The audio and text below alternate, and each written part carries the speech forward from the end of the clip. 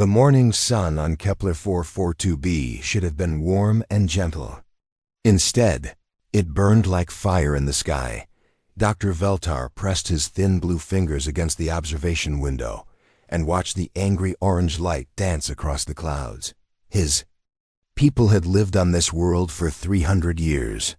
They had never seen their sun act like this. "The readings are getting worse," said his assistant Kira. Her voice shook as she spoke. "The solar storms are growing stronger every hour." Veltar turned away from the window. The research station hummed with worried voices and beeping machines. Screens showed numbers that made his stomach feel sick. The star that gave life to their world was about to kill them all. "How long do we have?" he asked. Kira looked at her tablet. Her hands moved quickly across the screen. "Maybe 5 days. 6 at most. The big flare will hit us then. It will burn away our atmosphere, boil our oceans. Nothing will survive." Around them, other scientists worked at their computers. They had been sending the same message for 2 days now. A call for help that reached out across the empty space between stars. The message was simple and desperate. "This is the Zephyrian colony on Kepler 442b. Our sun is dying. We need help. Please, anyone who can hear this, we need help." The planet had 4 million people. 4 million souls who looked up at their angry sun each day and knew they were going to die. The children still played in the streets, but their parents watched the sky with fear in their eyes. In the capital city, the government worked day and night. They tried to build ships to escape, but they did not have enough. They tried to build shelters underground, but the solar fire would be too hot. They tried to stay calm, but panic grew like a disease through the cities. Then the first answer came. The message arrived from the Galactic Humanitarian Council. It was formal and polite, full of big words that made Veltar read it 3 times to understand. "Greetings, Zephyrian people. We have received your distress call. The Council has reviewed your situation and has approved emergency assistance. Our rescue fleet will arrive in your system within 4 standard days. Please prepare for organized evacuation according to Council Protocols 7.4 through 9.2. All civilians must register with the attached forms. Evacuation will proceed in orderly groups based on age, health, and social priority. Please remain calm and follow all instructions." The message came with hundreds of pages of rules and forms to fill out. Veltar felt some hope, but also worry. 4 days. They might have 6 days before the big solar flare hit. It would be close. Very close. News of the rescue spread across the planet. People cried with relief. They hugged each other in the streets. The government quickly began organizing registration centers. Lines formed outside buildings as millions of people waited to fill out the forms that might save their lives. But far across the galaxy, another ship had heard the same desperate call for help. Captain Sarah Chun stood in the cargo bay of the Defiant Scrap and looked at the mess around her. Boxes of mining equipment sat next to broken robot parts. A pile of old engine pieces leaked oil onto the metal floor. The ship smelled like fuel and sweat and years of hard work. "Captain, you need to hear this," called Marcus from the bridge. His voice echoed through the ship's old speakers. Sarah walked through the narrow hallways of her ship. The walls were covered with patches where meteors had hit them. Some of the lights flickered. The floor shook with each step because the artificial gravity was broken in places. The Defiant Scrap was ugly. It had been a cargo ship once, built to carry supplies between mining stations. But years of hard use had changed it into something else. Sarah and her crew had added armor plating from old military ships. They had mounted mining lasers that could cut through asteroids. They had welded extra fuel tanks to the outside hull. They had rebuilt the engines 3 times with whatever parts they could find. The ship looked like a flying junkyard, but it was strong. It could go places that fancy ships could not. It could survive things that would kill other vessels. Sarah reached the bridge and saw her crew gathered around the communication station.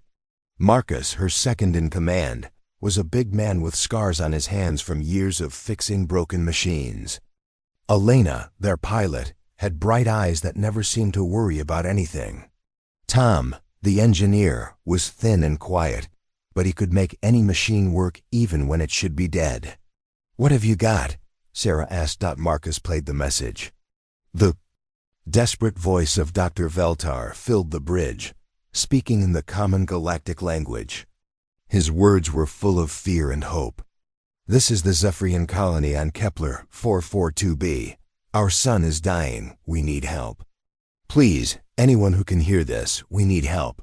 The bridge went quiet. Sarah looked at the star charts on the main screen. Kepler 442b was far away, but not impossible to reach. How long to get there? She asked Elena. The pilot's fingers danced over her controls. 3 days if we push the engines hard. 4 if we want to arrive in one piece. Tom spoke up from his corner. "The engines need maintenance. We have been running them too hard for too long. And we are low on fuel and food and almost everything else." Sarah nodded. She knew her ship was held together by luck and stubborn will. Every jump through hyperspace was a risk. Every landing was a prayer that the hull would not crack. But she also knew something else. Somewhere out there, 4 million people were looking up at a dying sun and waiting for someone to help them. "Marcus, send a message back," she said. "Tell them we are coming." "Captain," Tom said quietly, "we are not a rescue ship. We are barely a working ship. What can we do that the big rescue fleets cannot?" Sarah smiled. It was not a nice smile. It was the smile of someone who had survived in the dark spaces between the stars, where only the strong lived. "We can do what we always do, Tom. We can get there first, and we can do whatever it takes." The defiant scrap changed course toward the dying system. Behind them, the elegant ships of the Galactic Humanitarian Council prepared for a careful, organized rescue. Mission: none of them knew that the humans were coming. The Council ships arrived like floating palaces in the dark of space. 7 vessels hung in perfect formation outside the Kepler 442 system. Each ship was a work of art. Their hulls shined like mirrors. Their lines were smooth and graceful. Blue lights marked their elegant shapes against the stars. Admiral Zixthara stood on the bridge of the flagship and watched the angry orange glow of the dying star. She had led rescue missions before, but never one this large. 4 million lives hung in the balance. "Report," she said to her second officer. "We have established communication with the planetary government. They are organizing registration centers as instructed. Current estimate shows we can evacuate approximately 2 million individuals before the solar event." Admiral Zixthara felt her 4 stomachs twist. "Only half?" "Yes, Admiral. Council regulations require proper documentation for each evacuee. Medical examinations, background checks, priority assessments. The process cannot be rushed without violating safety protocols."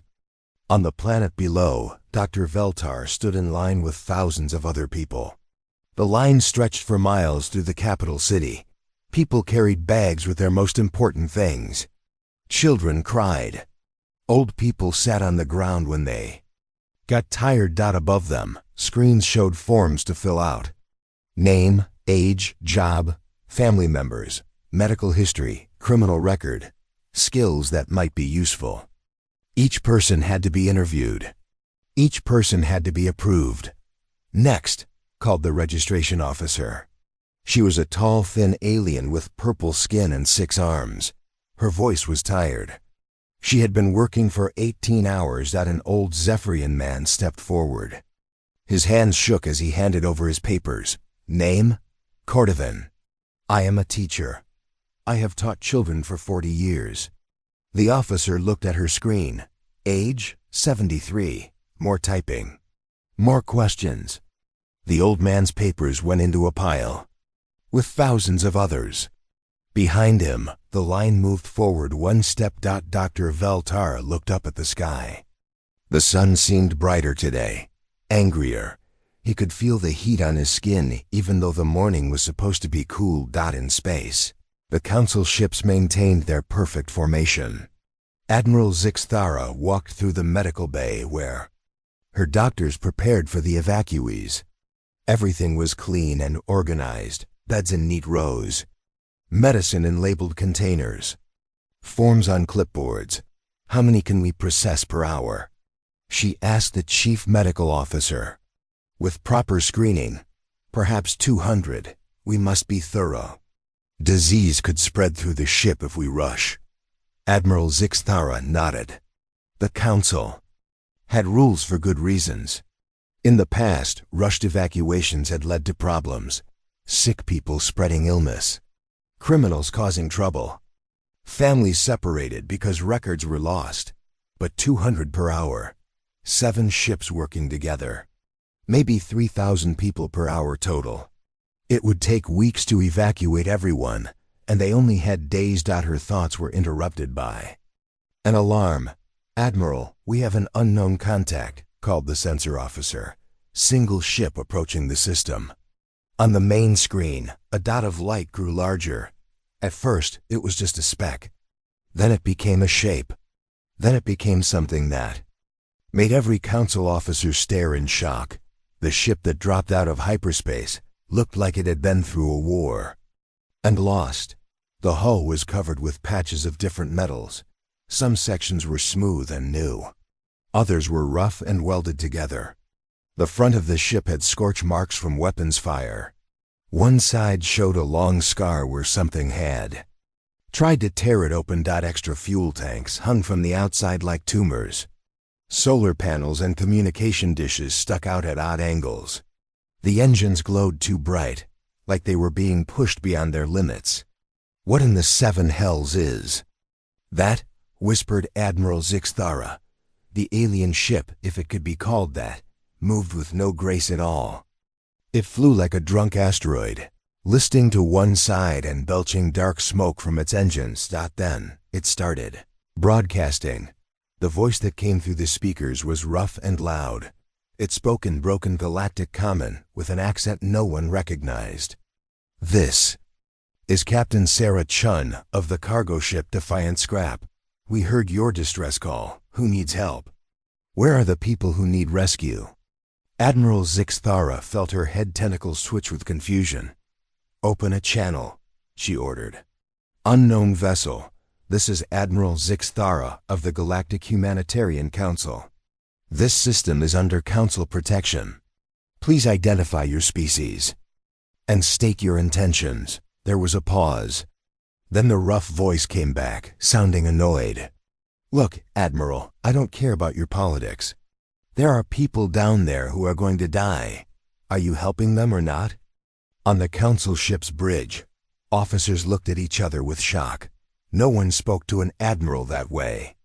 No one ignored proper protocols. Unknown Captain, we are conducting a regulated evacuation according to galactic law. All civilians will be processed through proper channels. Please stand by and await instructions. Another pause. This time longer. Processed? Lady, that sun is going to cook this whole system in a few days. How many people have you gotten off the planet so far? Admiral Zixthara checked her reports. We have successfully evacuated 47 individuals in the past 8 hours. The silence from the human ship stretched so long that the Admiral wondered if the connection had been lost. When the voice came back, it was quiet and dangerous. 47. In 8 hours. The human ship moved closer to the planet. Its sensors swept across the surface like searching fingers. Captain Chun, you are entering restricted space. Please return to a safe distance while we complete our assessment. Negative, Admiral. We're going to take a look for ourselves. The ugly ship ignored all warnings and dove toward the planet. Its hull glowed red as it hit the atmosphere. Council protocols said no ship should get that close to a world during the solar storm event. On the surface, People in the registration lines looked up and saw a new star falling from the sky. The ship roared overhead, low enough that they could see its scarred hull and jury-rigged equipment. Dr. Veltar watched it pass and felt something stir in his chest. Hope, maybe. Or fear. The ship looked dangerous, but it also looked determined. In space, Admiral Zixthara watched her sensors and felt her stomachs twist again. The human ship was scanning everything: population centers, transportation hubs, landing sites. It was gathering information that had taken the Council 3 days to collect. "Admiral," called her communication officer, "the human ship is broadcasting on all frequencies. They're talking directly to the people on the planet." The rough voice filled the Council bridge again, but this time it was speaking to the Zephyrians below. "This is Captain Chun. We're here to help. Don't worry about forms or lines or any of that garbage. Just tell us where you are, and we'll come get you." Admiral Zixthara realized that everything was about to change. The humans had arrived, and they clearly did not care about rules, or safety, or common sense, and that made them very dangerous indeed. Sarah Chun sat in the pilot's chair of the Defiant Scrap and watched the planet spin below them. The ship shook as they flew through the upper atmosphere. Warning lights blinked red on every console. "Elena, take us down to the capital city." "Nice and easy. Define nice and easy," Elena said, wrestling with the controls. "The gravity generators are making weird noises again. Just don't crash us into any buildings." Through the viewports, they could see the massive lines of people stretching across the cities like rivers of desperation. Millions of Zephyrians stood in the heat, waiting for their turn to fill out forms, while their sun grew more dangerous every hour. "Tom, what's our status?" Sarah asked. The engineer looked up from his screens. His face was covered with grease and worry. "We can land, but taking off again is going to be interesting. The engines are running too hot, the fuel mixture is wrong, and something in the cargo bay is making a sound like a dying whale. Can you fix it? Maybe. Give me some time and a lot of luck." Sarah nodded and opened a channel to the planet. "This is Captain Chun calling all Zephyrian emergency services. We need to talk." The response came quickly, a voice filled with stress and exhaustion. "This is Emergency Coordinator Vexan. Captain, the Council ships have told us to only communicate through official channels. We cannot speak with unauthorized vessels. Listen to me, Vexan. I don't care what the Council told you. How many people are actually getting on those ships?" A long pause. "The evacuation is proceeding according to schedule." "That's not what I asked. How many people?" Another pause. When Vexan spoke again, his voice was quieter. "Maybe 300 so far. The processing is very slow. There are many forms to complete." Sarah felt her hands tighten on the armrests of her chair. 300 people in 2 days of work. "How many people live in your capital city?" 2 million. Sarah closed her eyes and counted to 10. When she opened them, her voice was calm but hard as steel. "Vexan, I need you to listen very carefully. We are going to land in your main spaceport in 20 minutes. Start gathering people. Not the ones with the right forms or the right papers. Just people. Families with children, old people, sick people. Anyone who cannot wait in those lines anymore. Captain, I cannot authorize this. The Council has very specific procedures. The Council is going to let most of your people die while they fill out paperwork. We are not." Marcus looked up from his station. "Captain, we're getting a lot of angry messages from the Council ships. Admiral What's-Her-Name wants to talk to you. Put her through." The Admiral's voice filled the bridge. She sounded like a teacher scolding a bad student. "Captain Chun, you are violating numerous galactic regulations. Unauthorized planetary contact. Interference with Council operations. Reckless endangerment of civilian populations. I order you to withdraw from this system immediately." Sarah smiled, but it was not a friendly smile. "Admiral, with respect, you can take your regulations and shove them out an airlock. There are people down there who are going to die, and we're going to help them. You have no authority here. No jurisdiction. No legal standing. I have a ship and a crew and the will to use them. That's all the authority I need." The defiant scrap broke through the clouds above the capital city. The ship's shadow fell across the endless lines of waiting people. Some looked up and pointed. Others were too tired to care. Admiral Zixthara watched from her command ship and felt her hearts racing. The human vessel was flying patterns that no sane pilot would attempt. It dove between buildings and skinned over crowds with only meters to spare. "They are going to crash," said her navigation officer. "I hope they do," the admiral muttered. But the ugly ship did not crash. It settled onto the main landing pad like a falling brick, crushing the concrete under its weight. Steam rose from its overheated engines. Warning sirens wailed as emergency systems tried to cope with all the damage. The cargo bay doors opened with a screech of metal. Captain Sarah Chun walked down the ramp and saw thousands of Zephyrians staring at her. They were blue-skinned and thin, with large eyes that showed too much fear. Many carried children. Some leaned on walking sticks. All of them looked desperate.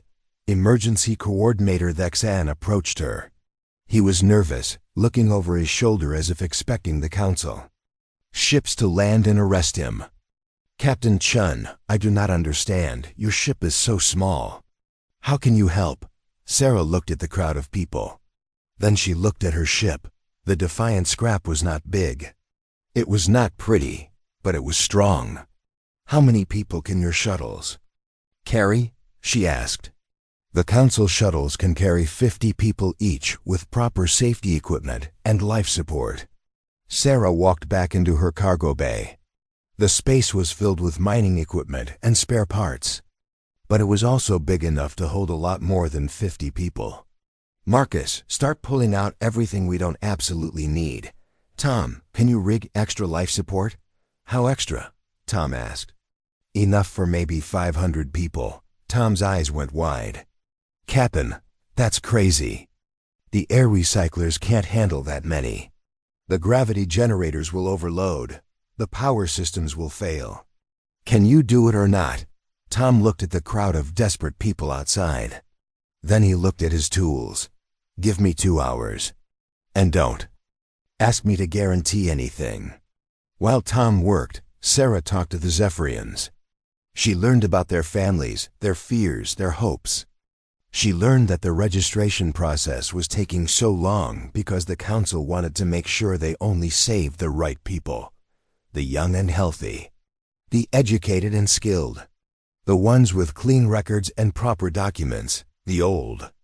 Teacher, Cordovan, had been turned away 3 times because his age made him low priority. Dr. Veltar had been approved for evacuation, but his elderly parents had not. A mother named Sixtel carried a sick child who needed medicine, but the council medical screening would take days. Sarah listened to all of this and felt anger building in her chest like fire. "Elena, get on the comm and start coordinating with other emergency sites. Marcus, help Tom with the life support modifications. And someone find me a way to fit more people in this ship than it was ever designed to hold." Above them, the council. Ships maintained their careful distance and their careful procedures. Admiral Zixthara watched the chaos on the landing pad and shook her head. "They are going to kill themselves and everyone they try to rescue," she said. But down on the planet, for the first time in days, the Zephyrians began to hope. The humans had arrived, and they did not seem to care about impossible odds. The star exploded with fury just as Tom finished welding the last life support connection. Warning alarms screamed across the planet as radiation detectors went crazy. The sky turned orange, then red, then a color that had no name. The temperature began to rise. Dr. Veltar ran to his instruments and felt his heart stop. "The big flare has started," he shouted into his communicator. "All emergency stations, the solar event is beginning now. We have maybe 6 hours before the radiation reaches deadly levels." In space, the Council ships immediately began moving away from the star.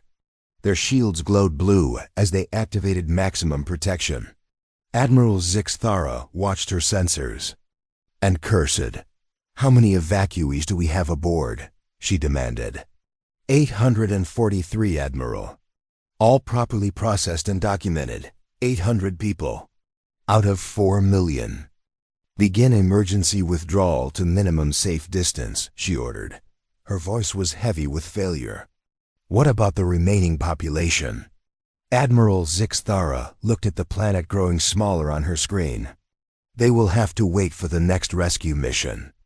But on the surface, Captain Sarah Chun was not moving away from anything. "Tom, tell me the life support is ready," she called as she helped elderly Zephyrians up the cargo ramp. "It's ready in the sense that it might work," Tom replied, sweat dripping from his face. "I've got oxygen flowing to 12 different sections. The power grid is held together with spare wire and prayer. If we lose artificial gravity, everyone is going to float around like soup." The cargo bay was packed with people. They sat on the floor, leaned against the walls, and held their children close.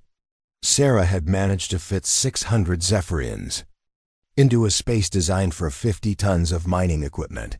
Outside, the radiation storm grew stronger. The Defiant Scrap's hull began to heat up. Warning lights flashed as the ship's systems struggled against the growing energy bombardment. "Elena, can we still fly?" Sarah asked. "Define fly," Alida replied from the pilot's seat. "The engines are working. The navigation computer is confused but functional. The shields are doing something that might be protection. But Captain, we're already taking damage. The radiation is cooking our electronics." Through the cargo bay doors, they could see more people running toward the ship. Hundreds more, thousands more. Families carrying everything they owned. Parents dragging tired children. Old people moving as fast as their legs could carry them. "We can't take any more," Marcus said quietly. "The ship is already overloaded." Sarah looked at the crowd of desperate faces. Then she looked at the growing radiation readings on her tablet. "How long to reach orbit?" 15 minutes if nothing breaks," Elena answered. "And how long before the radiation gets deadly?" Tom checked his instruments. "For people in the open, maybe 30 minutes. For people inside our ship with partial shielding, maybe an hour." Sarah made a decision that any sane person would call. "Suicide. Take us up, but keep the cargo bay doors open." "Captain, that's crazy. The atmospheric pressure will try to suck everyone out into space. Then don't go too high. Stay in the upper atmosphere. Use the tractor beam to pull in the escape pods and shuttles." Alina stared at her captain. "The tractor beam is not designed for that. It's a mining tool. It grabs asteroids, not spaceships. Today it grabs whatever we tell it to grab." The Defiant Scrap lifted off with a roar that shook the ground. The ship climbed slowly, fighting against its massive overload of passengers. And the growing radiation storm, the hull creaked and groaned. Emergency lights flickered on and off in the cargo bay. Dr. Veltar held his parents close and watched the planet fall away beneath them.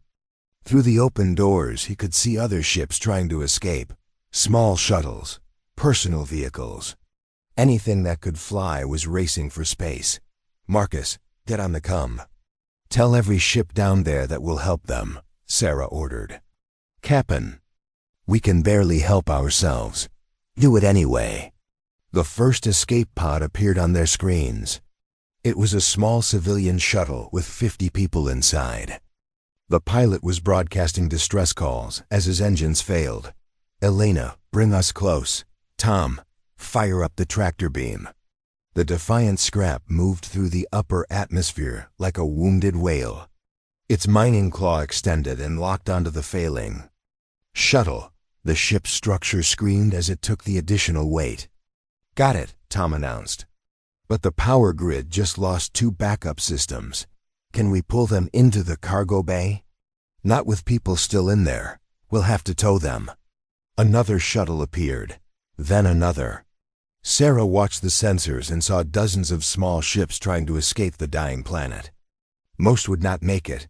Their engines were too weak. Their shields were too light. The radiation would kill them before they reached safety. "How many can we tow?" she asked. "I don't know," Tom admitted.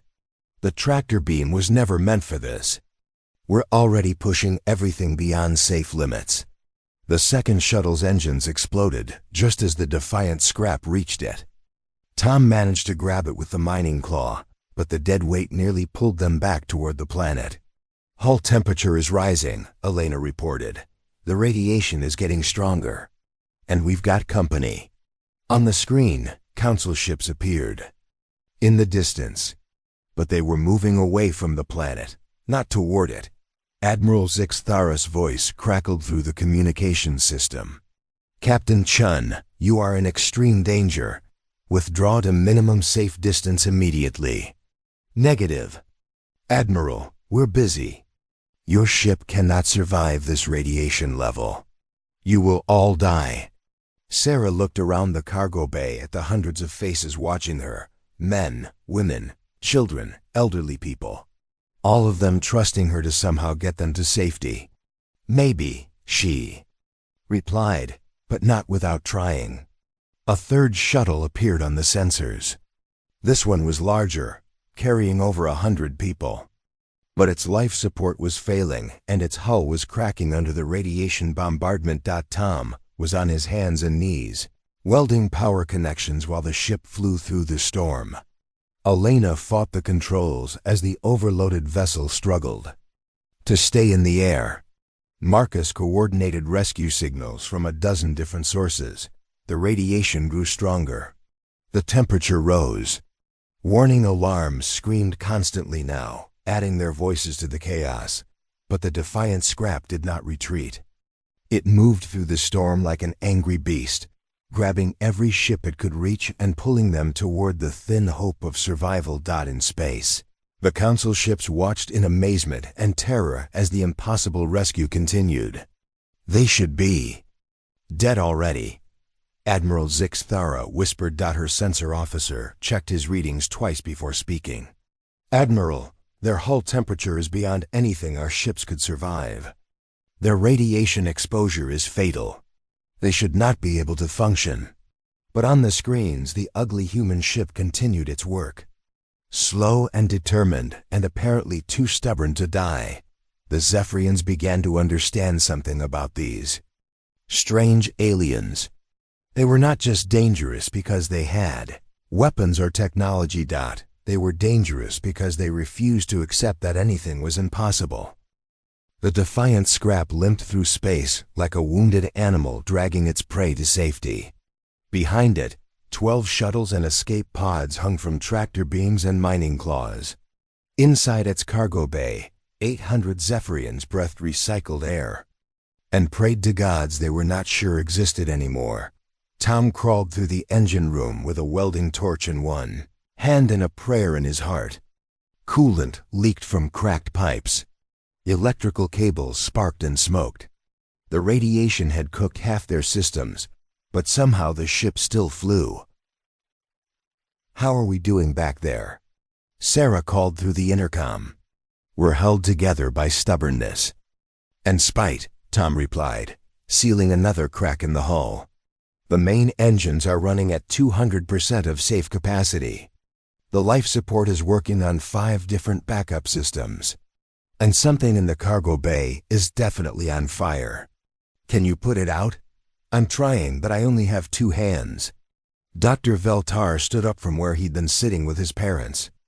"I can help," he said in broken human English. "I am scientist. I understand machines." Tom looked at the blue-skinned alien and nodded. "Grab that fire extinguisher, the red cylinder, and try not to breathe the smoke."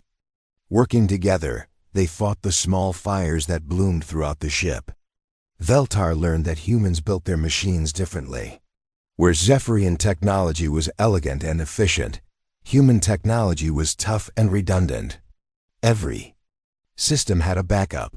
Every backup had a backup. When those failed, the humans just welded new parts onto the old ones. "Your ship should not work," Veltar said as they patched a hole in the oxygen recycler. "Most days it doesn't," Tom replied. "But it's too stupid to know when to quit."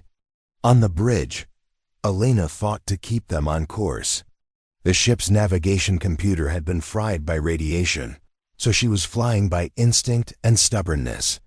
The rescued shuttles dragged behind them like a chain of children following their mother. "Sarah, we've got a problem," Marcus called from his station. One of the shuttles we're towing just lost life support.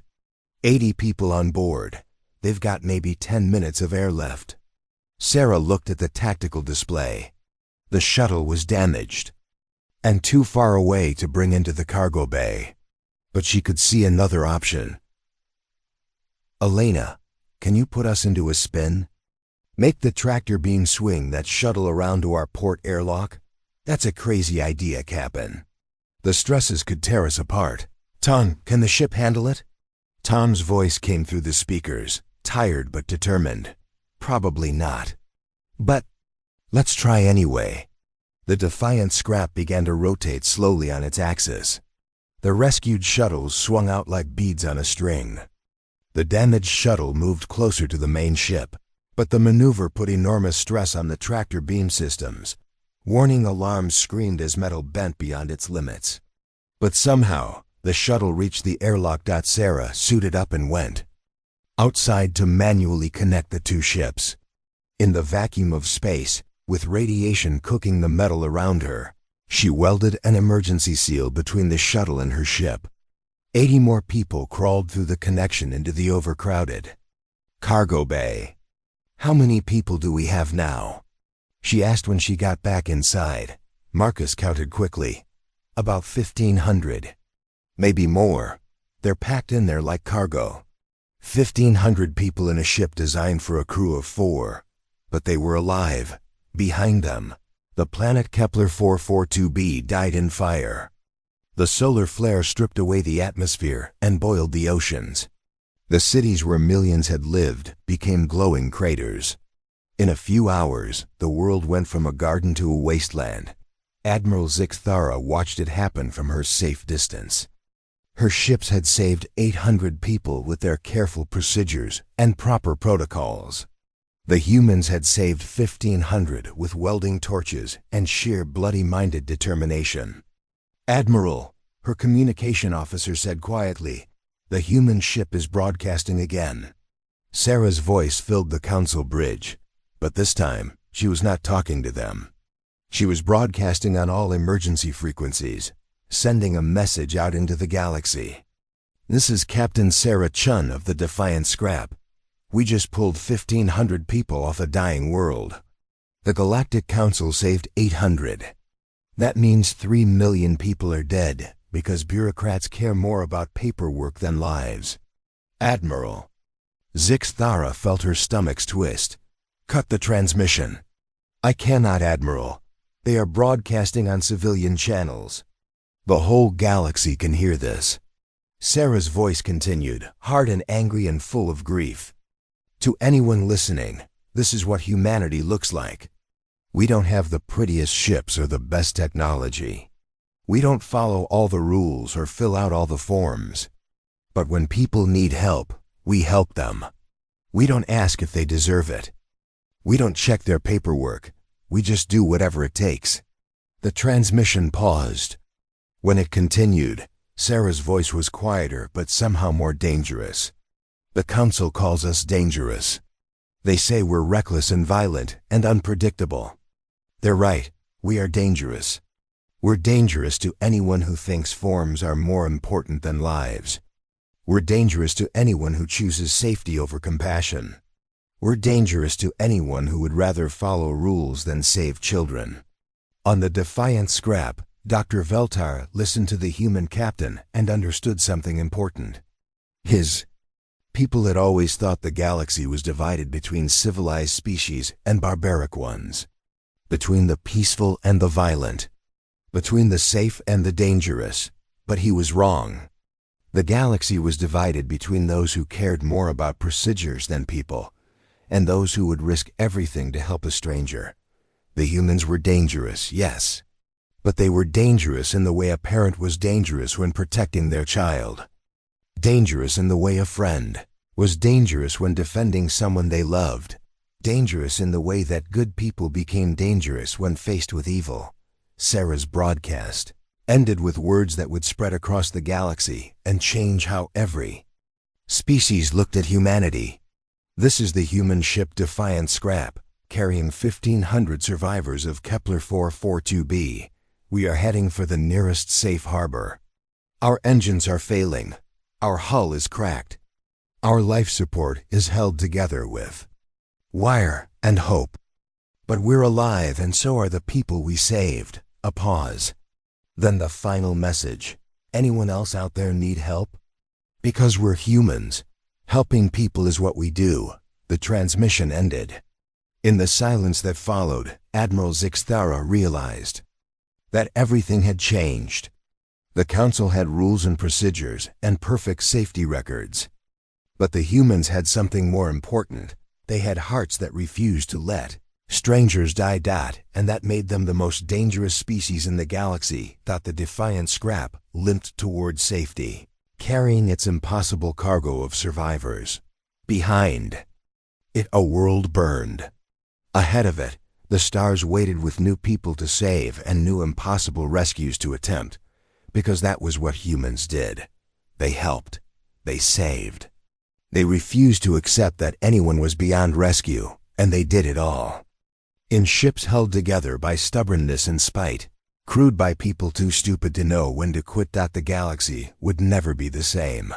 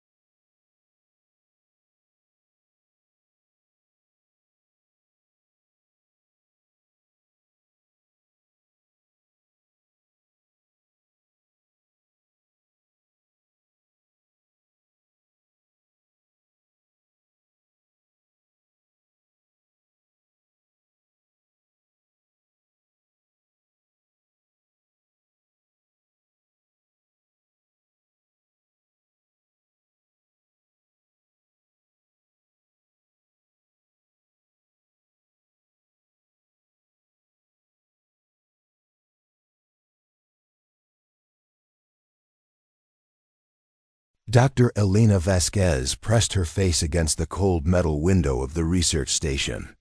Below her, the gas giant Vardak spun slowly in the darkness of space. Its orange and red clouds swirled like paint mixed in water. She had watched this view for 3 years now, but today something felt wrong. The Kelani research station was not just a place of science.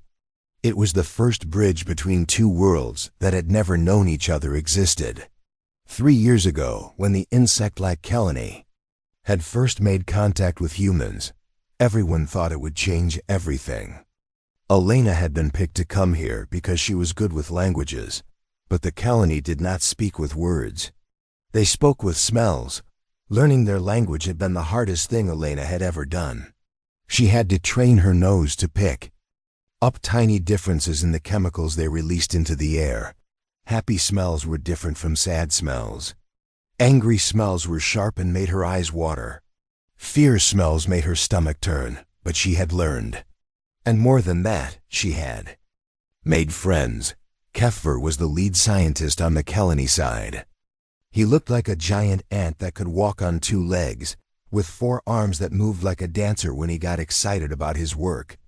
His shell was deep brown with gold spots that showed his age and wisdom. When he was happy, he smelled like flowers.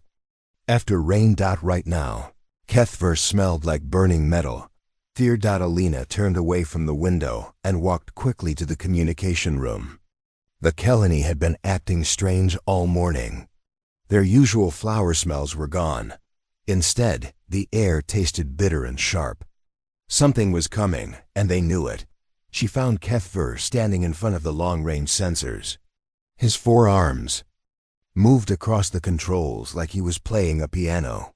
But the music this piano made was the electronic beeping of space radar. "What is it?" Alina asked. She had learned to speak some of their smell language, but when things were serious, they used the translation machines. HFY's smell got stronger. Burning metal mixed with something that reminded Elena of a hospital. "Ships," he said through the translator. His voice came out flat and electronic, but she could hear the fear underneath. "Many ships, coming fast." Elena looked at the sensor. Display. Green dots showed the normal traffic around Vorthek. Trading ships from the Kelani home world. A few research vessels like theirs. But now there were red dots on the edge of the screen. Lots of them, moving toward the station like arrows shot from a bow. "How many?" she asked. 67 ships, warships." HFY's four hands never stopped moving. "They are Drakter." Elena had heard that name before. The Kelani had told her stories about the Drakter. They were lizard-like beings who traveled from world to world, taking what they wanted. They did not trade or make friends. They took slaves and resources and left empty worlds behind them. "Are you sure?" Elena asked, but she already knew the answer. The Kelani were never wrong about things like this. HFY turned to look at her. His large black eyes reflected the red lights of the warning signals that had started flashing around. "The room. They have found us," he said. "They have found our world." Elena felt her heart start beating faster. The Kelani had always been afraid this would happen. Their home world was beautiful and rich, but they were not fighters. They were scientists, and artists and farmers. They had no warships, no weapons that could stop an invasion. "How long until they get here?" she asked. 2 hours. Maybe less. Elena ran to her own control station and started typing commands into the computer. She had to warn Earth. The human government needed to know that their first alien friends were about to be attacked. But as she worked, she heard a new sound. The deep rumble of engines being pushed beyond their limits. Through the window, she could see the Kelani defense platforms moving into position around their home world. They looked like metal flowers with guns instead of petals. But Elena knew they would not be enough. The Kelani had 6 defense platforms. The Drakter had 67 warships. "Elena," HFY said. His smell had changed again. Now it was like cold metal and old rain, the smell of sadness. "You must leave. Your ship can escape. We will stay and fight, but you must warn your people." Elena shook her head. "I am not leaving you. You must. If both our peoples die today, no one will remember that we tried to be friends." Elena wanted to argue, but she knew he was right. Her small research ship could probably escape if she left now. But if she stayed, she would just be one more person for the Kelani to worry about protecting. She started the emergency transmission to Earth. Her fingers shook as she typed the message. It was short because there was no time for long explanations. "This is Dr. Elena Vasquez at Kelani Research Station. We are under attack by hostile alien forces called the Drakter, 67 warships. The Kelani are our allies, and they need help. They are peaceful people who do not deserve this. Please send help, please." She hit the send button and watched the message disappear into space, traveling faster than light toward Earth. It would take 6 hours to get there. But the attack would start in less than 2 as she finished the transmission. The first explosions lit up the darkness outside. The Drakter had arrived. Elena watched through the window as the Kelani defense platforms opened fire. Bright blue beams of energy reached out across space toward the attacking ships. For a moment, she felt hope. Maybe the Kelani were stronger. Then they thought. Then the Drakter returned fire. The enemy weapons were different. Instead of clean blue beams, they shot red bolts that twisted through space like angry snakes. When they hit the defense platforms, the metal did not just break. It melted and twisted into horrible shapes. One by one, the platforms went dark. Kethver stood beside Elena at the window. His smell was now like ashes and cold wind, the smell of grief. "It is over," he said. "We fought as well as we could." But Elena was not watching the battle anymore. She was looking at her communication screen. The message to Earth had been sent. Somewhere out there in the darkness, her people would receive the call for help. She just hoped they would answer with more than words. Admiral Sarah Chun sat in the war room deep inside Luna Command. The message from Dr. Vasquez had arrived 6 hours ago, and she had not slept since. Around the long metal table sat the most important people in human space. Politicians from Earth, military leaders from Mars, scientists from the outer colonies, all of them talking at once. "We cannot fight an entire alien fleet," said Senator Williams. His face was red and sweaty, even though the room was cool. "We barely have 40 ships in our entire Navy. They have nearly 70 warships." General Morrison from Mars Colony nodded his head. "The senator is right. We need to think about this carefully. Maybe we can negotiate. Offer them something they want more than the Kelani." Admiral Chun listened. To them argue, but she was not really hearing their words. Instead, she was remembering her first meeting with Kethver 2 years ago. The Kelani scientist had been so excited to meet humans. He had spent hours showing her pictures of his home world, green forests that went on forever, cities that looked like they were grown from living trees instead of built from metal and stone. He had also shown her pictures of his family. Kelani did not have children the way humans did. Instead, they laid eggs in special nurseries that the whole community took care of. Kethver had 17 little ones that he helped raise. In the pictures, they looked like tiny versions of their elders, with bright shells that would darken as they grew up. Shun wondered if those little ones were still alive. "Admiral," Senator Williams said louder, "are you listening? We need to contact these Drakter and see what they want." Chun looked up at the politician. "I know what they want, Senator. I have read the reports." She pressed a button on the table and the lights dimmed. A holographic display appeared in the air above them. It showed star maps and pictures and reports that had taken 3 years to gather. "The Drakter hegemony," Chun said. 17 conquered worlds. 4 billion beings enslaved. They do not negotiate. They do not trade. They take everything and leave nothing behind. The pictures changed. Now they showed Drakter slave camps. Beings from different worlds working in mines and factories. Some looked almost human. Others were covered in fur or had extra arms. All of them looked broken. "This is what they do," Chun continued. "They find worlds with intelligent life and they take everything.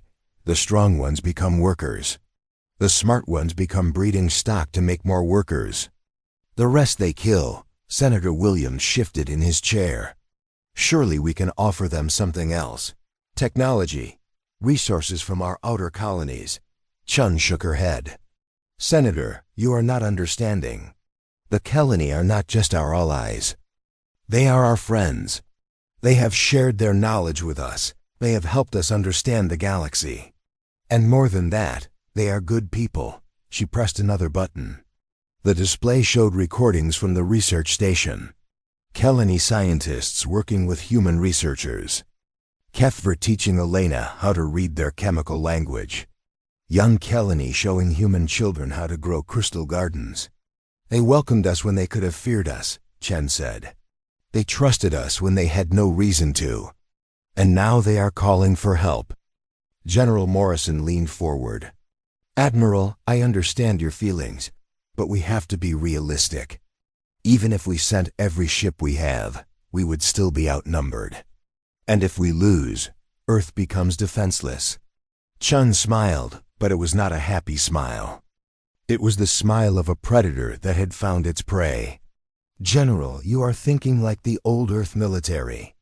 You are thinking about fair fights and equal numbers. She pressed another button and new images appeared. But we are not the old Earth military anymore. The pictures showed ships that looked different from the normal human fleet. They were longer and darker, with strange weapons mounted on their hulls. In other pictures, soldiers in black armor practiced fighting in zero gravity. Their movements were too fast and too smooth to be completely human. For 3 years we have been preparing for this day, Chun said. Not for the Dractor specifically, but for someone like them. We knew that somewhere in the galaxy, there would be bullies who thought they could take what they wanted from peaceful people. Senator Williams looked confused. What are those ships? I have never seen them in any military reports. Project Blackwatch, Chun said. Classified until today. We have been building a special fleet and training special soldiers. They are designed for one job: to make sure that bad people understand there are consequences for their actions. She stood up and walked to the window that looked out at the Luna shipyards. Even from here, she could see the dark shapes moving between the normal ships. They were preparing to launch. The politicians can argue about negotiations, Chien said. The generals can worry about fair fights. But I have made my decision. We are going to the Kelani system. We are going to rescue our friends. And we are going to make sure the Dractor understand that some things in this galaxy are protected. General Morrison stood up too. Admiral, you do not have the authority to start a war. Chun turned back to face the room.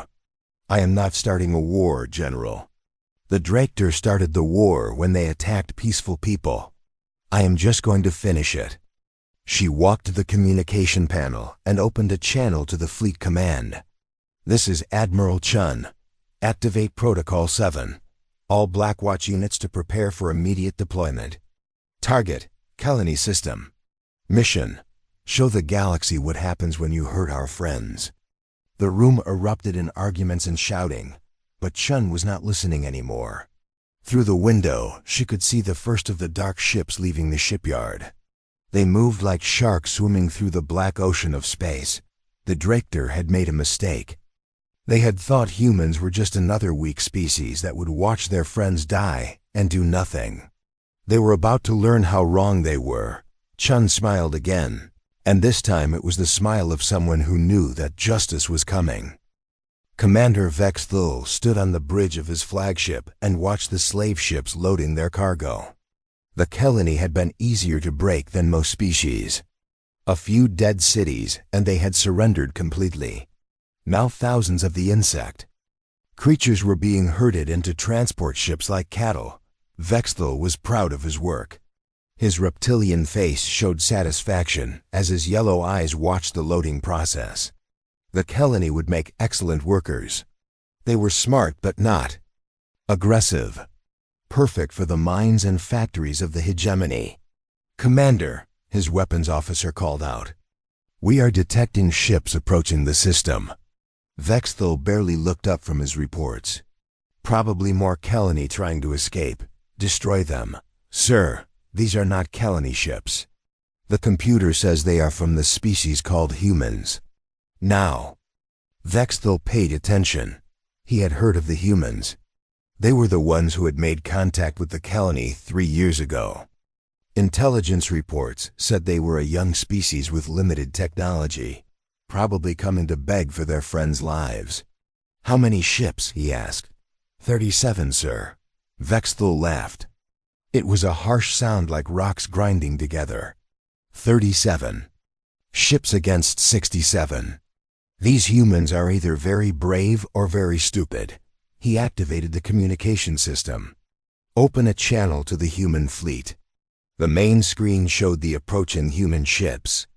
They looked primitive compared to Dractar. Vessels. Simple metal hulls with basic weapon systems. Nothing impressive. This is Commander Vex Thul of the Dractor hegemony, he said into the microphone. You are outnumbered and outgunned. Turn around now, and we will let you live. The colony belong to us now. The response came quickly. A human female appeared on the screen. She wore a dark uniform with silver stars on her shoulders.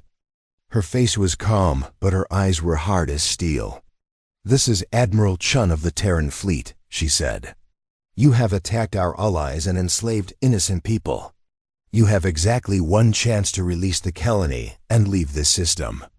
Vexthul laughed again. "Or what, human? Your tiny fleet will fight my armada?" Admiral Chun smiled. It was not a nice smile. "Commander, you have misunderstood something important. This is not a negotiation. This is us telling you what is going to happen." The communication ended. Vexthul stared at the blank screen for a moment, then turned to his crew. "These humans think they can threaten us. Show them what real power looks like. All ships, open. Fire." But before his fleet could shoot, the humans attacked first. The human ships had spread out into a formation that Vexthul did not recognize. Instead of charging forward like most species did, they had positioned themselves at strange angles around his fleet. When they fired, Vexthul understood why. The human weapons were different from anything he had seen before. Instead of energy beams or plasma bolts, they fired solid projectiles that moved faster than his sensors could track. The first salvo hit 3 of his cruisers before his crew even realized they were under attack. The Dractor shields, which could stop the strongest energy weapons, did nothing against the human projectiles. The metal slugs punched through the energy barriers like they were not even there. Then they hit the ship hulls and kept going, tearing through armor and bulkheads until they came out the other side. 3 ships exploded in balls of fire and metal. "Return fire!" Vexthul screamed. "All ships, return fire!" The Dractor fleet turned their weapons on the human ships and unleashed everything they had. Plasma cannons and particle beams lit up the space between the fleets. But the human ships were moving in patterns that made no sense. They twisted and turned like dancers, always just ahead of where the Dractor weapons were aimed. More human. Projectiles slammed into Dractor ships. The metal slugs moved so fast they heated up from friction with space dust, turning into streaks of burning metal that carved through anything they hit. "Commander," his tactical officer shouted, "we have lost 8 ships. How are they moving so fast?" Vexthul did not answer because he did not know. The human ships should not be able to move like that. Their engines were too small and their hulls too heavy. But somehow they were dancing around his fleet like leaves in a storm. Then something even worse happened.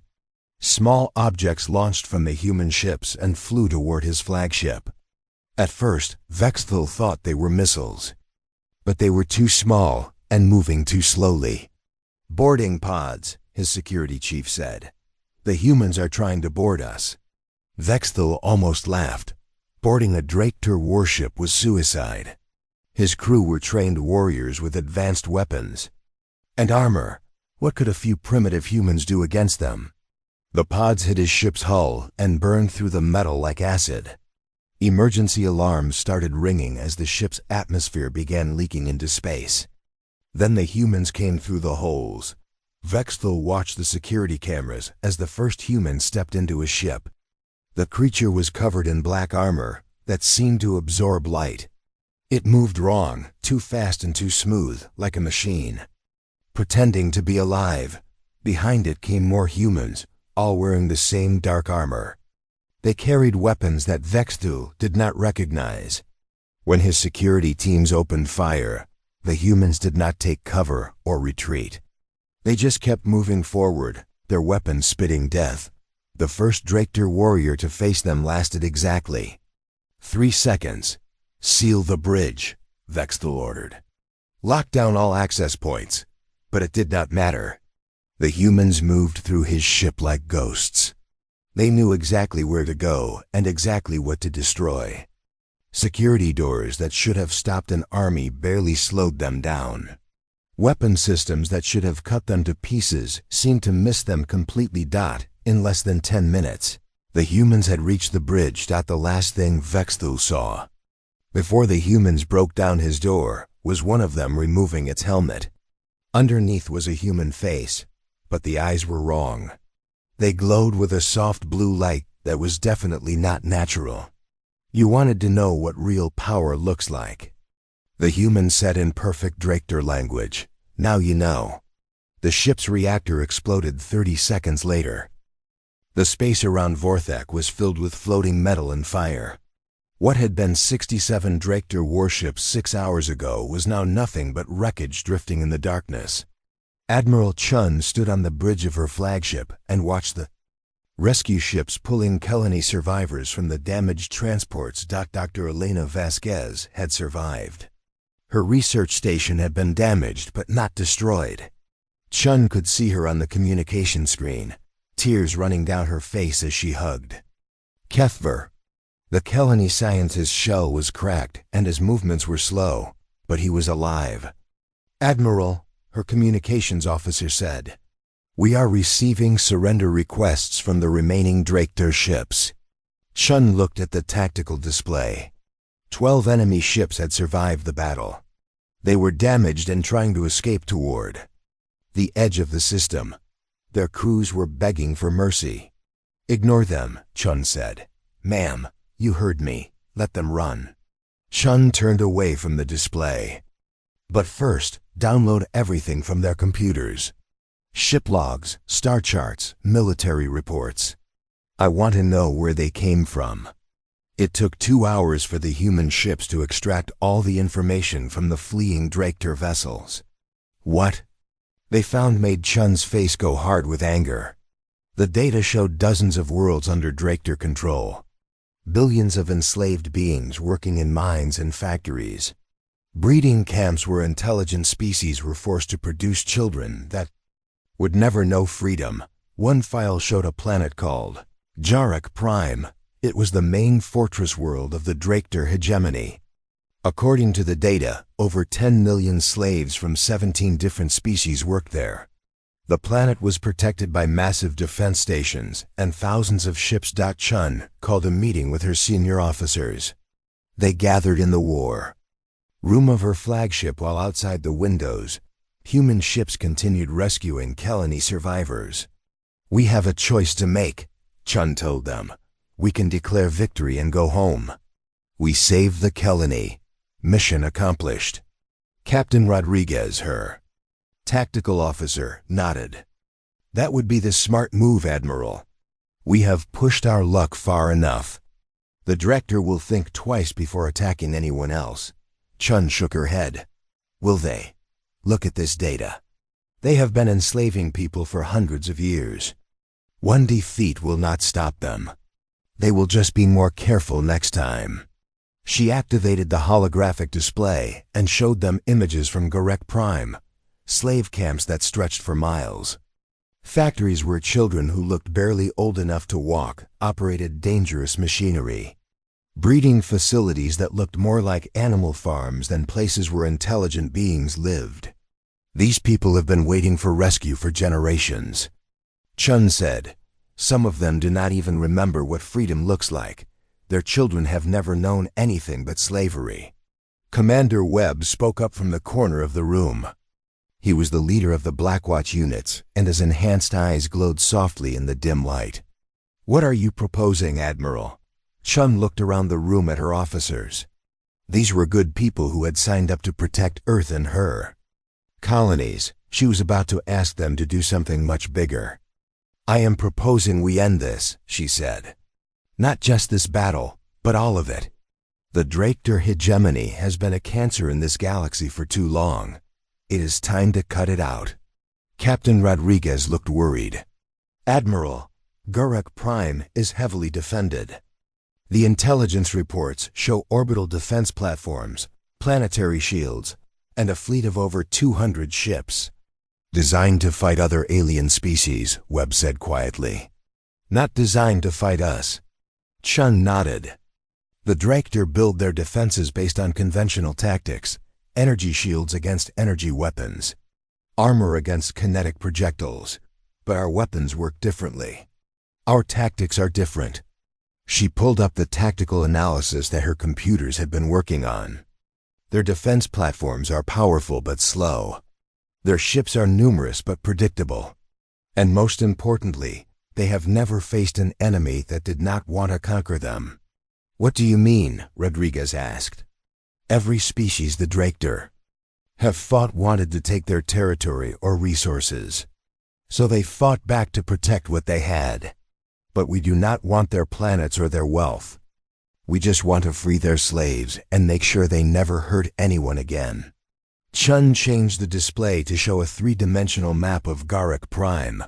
We will not try to invade or occupy.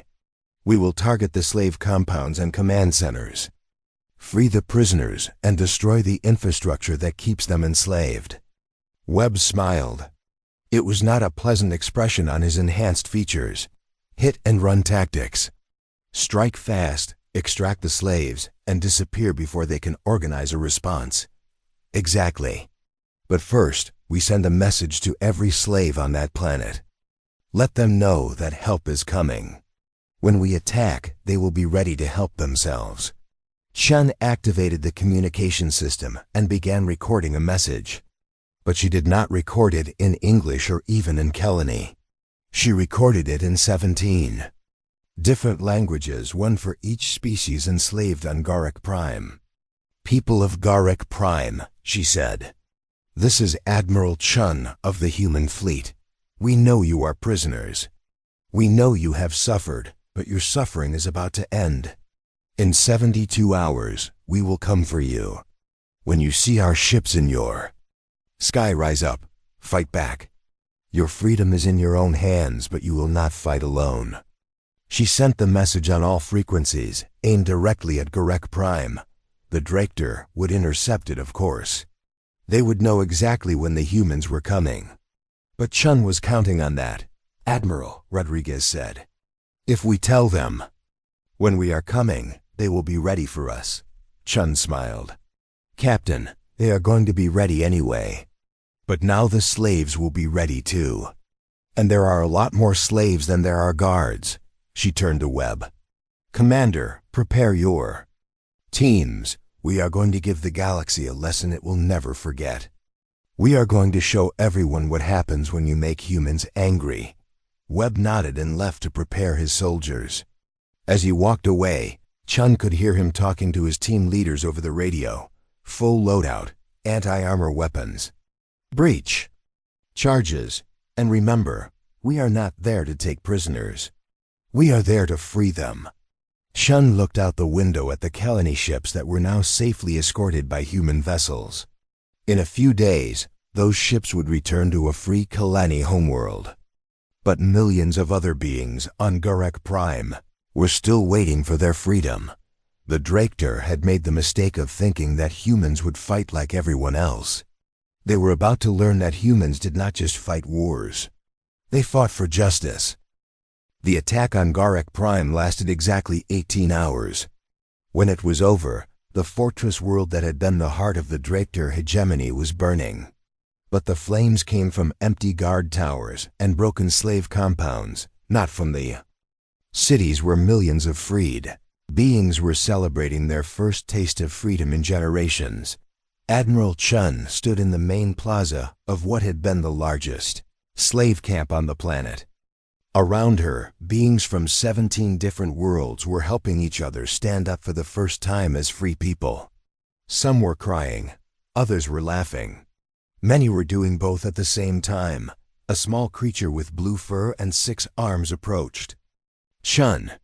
Its species was called the Vellani, and according to the records, they had been slaves for over 200 years. This one looked very old, with gray patches in its fur and scars on its arms from years of hard work.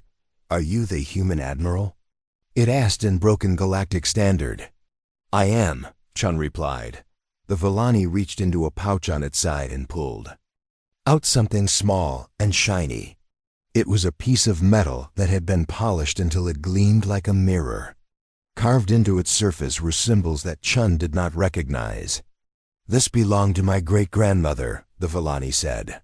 "She was free once, before the Draktor came to our world. She hid this and passed it down to her children, and they passed it to their children. For 200 years, my family kept this as a reminder that we were once free people." The creature held out the metal piece to Chun. "Now we are free again.